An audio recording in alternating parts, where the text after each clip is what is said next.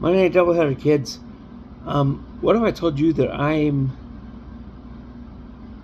that you should never underestimate any source of learning? And the reason why I say this tonight is I've been getting a lot of grief in some comment sections, not necessarily on my own channel, but on other ones and in certain threads. And it goes something to the effect of, why would you take advice on relationships and conversations with women from a woman? Why take lessons on how to fish from a fish? Well, point one is that you gotta stop looking at them as fish, okay? Let's just get this out of the way and in the clear right now. You're not trying to catch a fish when you're trying to get a partner. You're not going to flay and gut them, and you're not going to harvest them and eat them. So the catching fish analogy is kind of bupkis. That said, there are two very, very good ones out there. And one of my favorite reality TV shows, of course, is Deadliest Catch. And speaking of fishing, there has been more than one episode on that show where the skipper has been alerted to something by one of the greenhorns. A greenhorn is a rookie crew member who usually doesn't share in the full profits of the boat. They may be hired at a flat rate for the season. And after they prove themselves, then they can start sharing in the profits if they come back for subsequent seasons. And most of them don't. But occasionally you get some good ones out there. Some good greenhorns.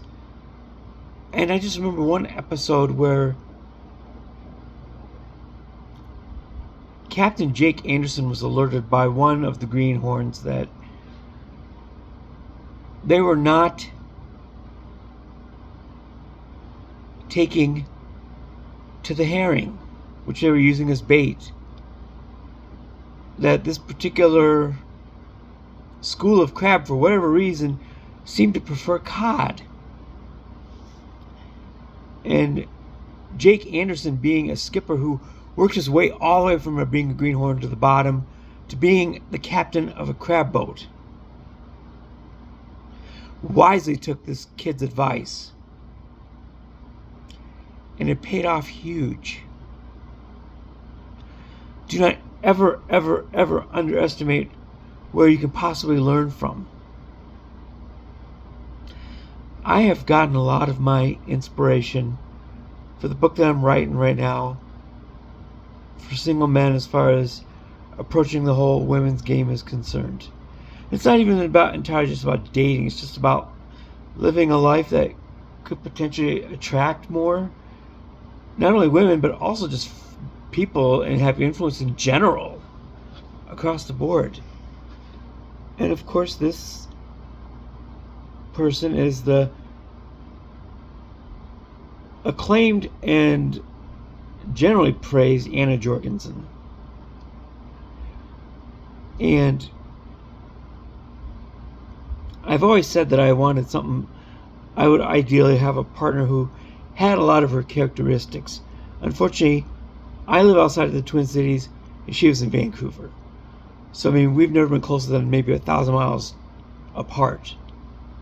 But with that said, she is really, really good at what she does. And she's not out here to rage bait. In fact, she condemns the rage bait of social media much as I do. And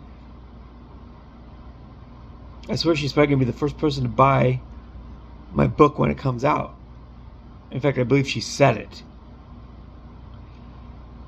And she's definitely said that she's looking forward to reading it, and I'm looking forward to her reading it.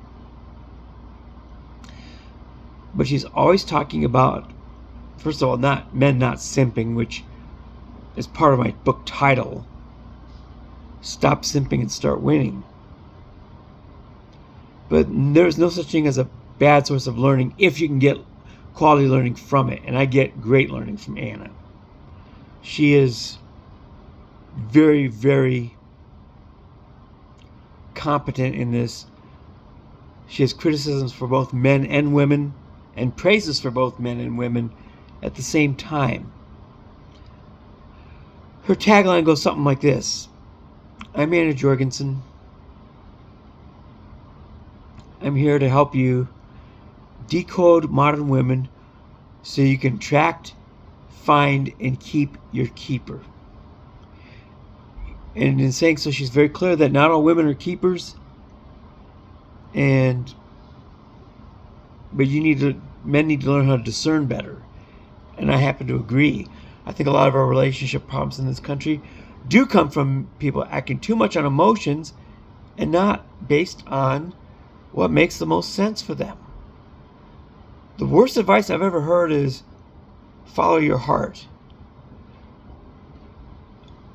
The Bible has actually been very clear on how deceiving the heart can be. And I think a better tagline for this is follow your mind and your heart will follow.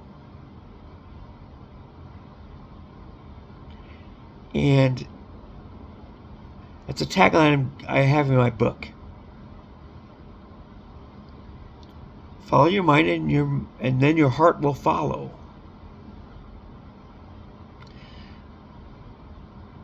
The dopamine hit of an initial crush doesn't serve you well in the long run. And again, Anna and I both agree on this. But she's stellar. I will have her link in my description. Give her a follow and like. I mean, she's darn good at what she does. Really good.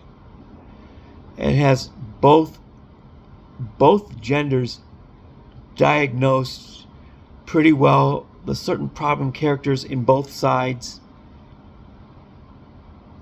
The men who don't have discernment or judgment, and the women who use social media to go viral and post rage bait, which then is used by certain corners such as the manosphere to paint all women with a broad picture negatively.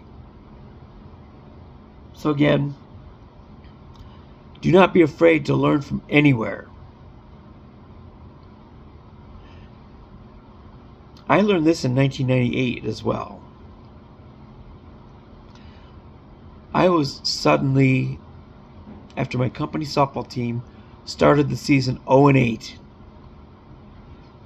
I was suddenly given the captainship of the squad. It was a company-sponsored team, so that means they got to decide who ran it. And I learned very quickly that my own players could teach me so much about leadership and how to run the squad. One of them pointedly taught me that arguing with umpires was not done by kicking dirt in their face and screaming and yelling and waving your arms. It was effectively done by asking questions, calmly pointing to their training, and challenging whether their decisions align with how they were trained in certification. And they also taught me that you're not going to win your arguments on the spot the lion's share of the time. What it does instead is it plants a seed in their mind that they're going to go back to this next time they have to make a close call. And you're going to have it planted in their mind that they need to assess the play accurately, listen for the ball in the glove, watch the foot on the bag.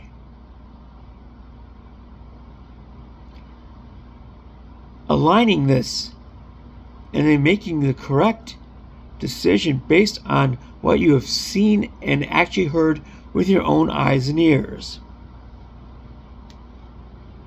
So again, Do not ever be afraid to take a lesson from somebody if it's quality.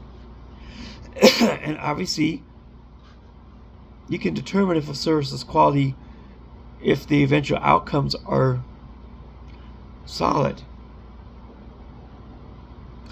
What was my outcome on that squad? An 0-8 start became a 15-15 finish.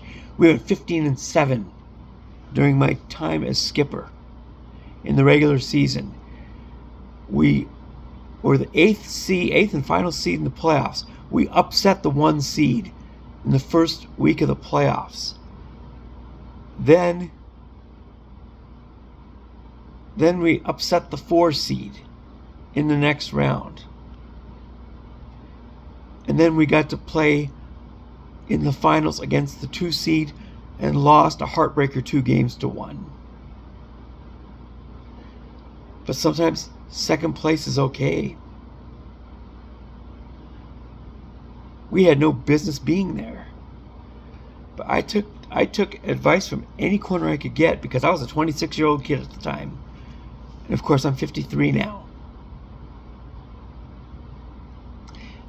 And I took the advice and took help from anywhere I could get it. Because otherwise I was probably in over my head. Being a softball captain in Fargo, North Dakota is a pretty notable position because this is where most of the city's power brokers could be found on many weekday nights. One of the richest men in town, who owns a series of hotels across the upper Midwest, was the skipper, and he played for an A-level squad, which is the highest level amateur slow pitch squad that you could get, and was on a national traveling team. So these are the people that I was around. I could take lessons from them too, by the way, since they were successful in life and also successful on the diamond. So that's my short lesson, well, not so short lesson for tonight. Don't ever underestimate a possible source of learning, especially if you know that their advice produces good outcomes. That is number 2 of my Monday night doubleheader. So again, you folks have a great night. I'll see you tomorrow for real this time. Peace out, homies.